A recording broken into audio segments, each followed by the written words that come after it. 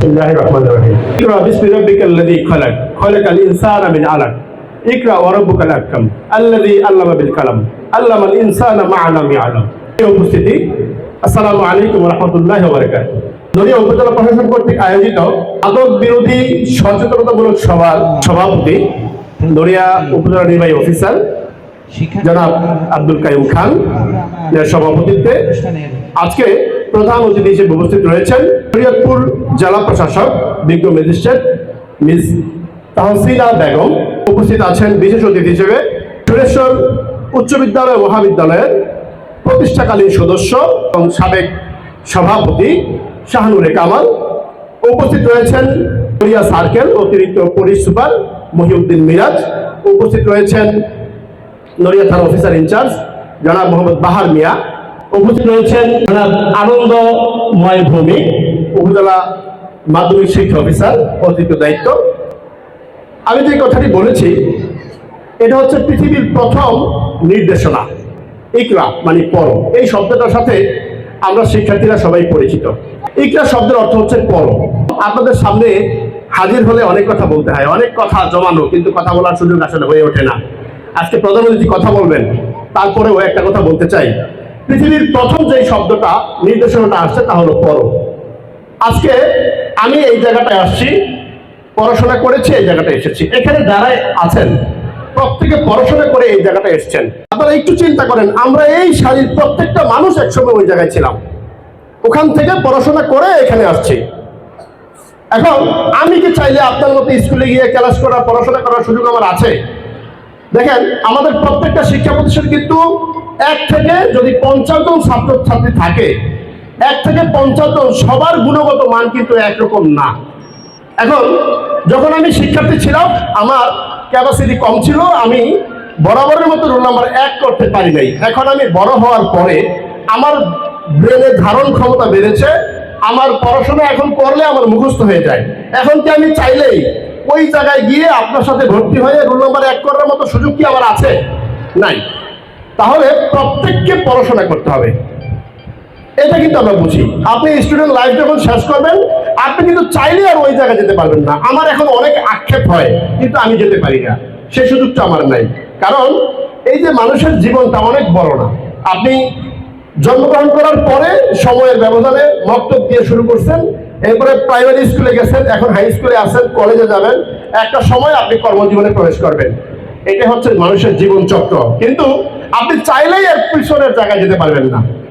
আপনারা যদি একটু চিন্তা করেন, একটু বিবেকটা খাটান, সমাজে আগাছা আর গাছ এগুলো কিন্তু আপনারা বোঝেন, এই বিবেকটা আপনাদের আছে। আফালা তাআকিলুন আফালা তুবসিরুন, এই বিবেক আকল এটা কিন্তু আমাদের আছে। আপনি দেখেন তো, একটা গাছ যদি আমরা রোপণ করি সেটাকে কত কিছু করা লাগে, সার দেওয়া লাগে, নিড়ানি দেওয়া লাগে, আবার চতুর্দিক দিয়ে বেড়া দেওয়া লাগে যাতে করে এটা নষ্ট না হয়ে যায়। আর আগাছা দেখেন তো এমনিতেই হয়, আপনি বীজ ফালান নাই, নিড়ানি দেন নাই, সার দেন নাই, একটা জায়গা আপনি ফেলে রাখলে আগাছা অটোমেটিক হতে থাকে। তো গাছ হওয়ার জন্য যেমন শ্রম মেধা ইনভেস্ট করতে হয়, পরিচর্যা করতে হয়, আমাদেরকে মানুষ হতে হলে অবশ্যই, যদি মানুষ হতে হয় আমাদের মতো সবাই মানুষ।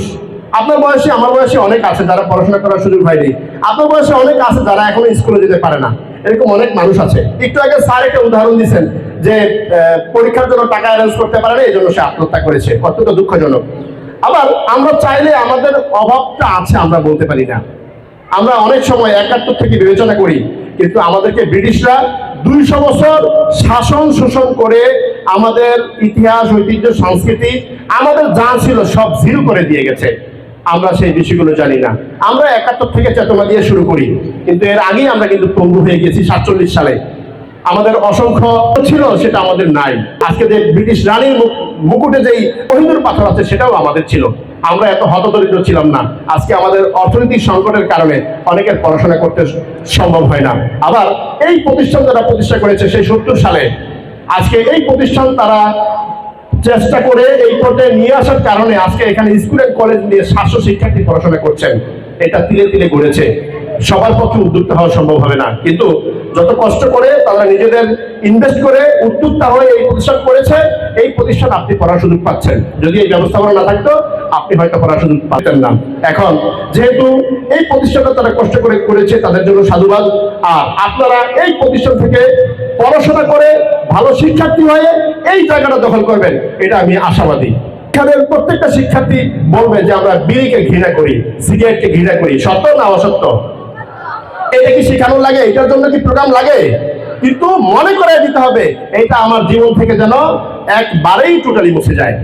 আমি আরো জেনেছি 700 শিক্ষার্থীর মধ্যে আপনার 65% মেয়েরা রয়েছে এবং 35% ছেলেরা রয়েছে। নেপোলিয়ন বলেছেন আমাদেরকে একটা শিক্ষিত মা দাও, আমরা একটা শিক্ষিত জাতি দিব। এই কথাগুলো আমরা শুনি। এখন এই শিক্ষিত মাটা কে হবে? আমরাই তো, না অন্য কেউ? জি।